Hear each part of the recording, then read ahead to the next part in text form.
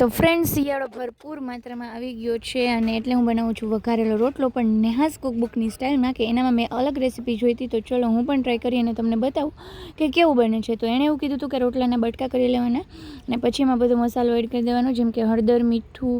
પણ મીઠું રોટલામાં ઓલરેડી હતું એટલે મેં એડ નહોતું કર્યું. અને ધાણા જીરું, લાલ ચટણી એ બધું મિક્સ કરી ઉપર થોડુંક તેલ નાખી હલાવી અને આવી રીતે સરસ રીતે રાખી દેવાનું. એનું રીઝન એવું કીધું હતું કે જેથી કરી અને રોટલામાં બધો મસાલો સરસ રીતે આમ ચડી જાય.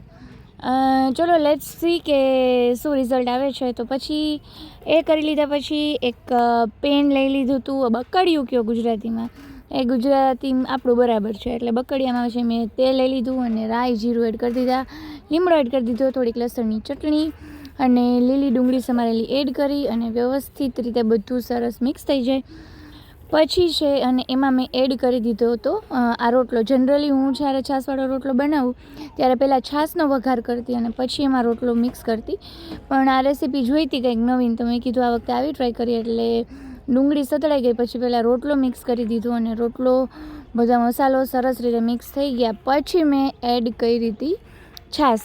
તો આવી રીતે એનું હતું કે પહેલાં રોટલામાં મસાલો મિક્સ કરી દો, પછી છે એ છાશની બદલે રોટલો વઘારો અને પછી એમાં છાશ એડ કરી અને એને ચડવા દો. તો થોડીક વાર માટે મેં ઢાંકીને રાખી દીધું હતું.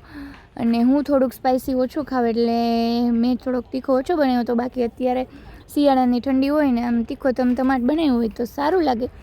તો બસ પછી ફાઇનલી ઉકળી અને થઈ ગયો તો વઘારેલો રોટલો રેડી.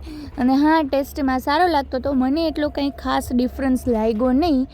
ટેસ્ટ વાઇઝ તો આમ પણ આપણે જો મસાલો કરીએ એવો સારું જ લાગે, પણ જે રીતે તમે પહેલાં છાશ વઘારીને બનાવો કે આ રીતે બનાવો, મને એટલો કંઈ ખાસ ડિફરન્સ ના લાગ્યો.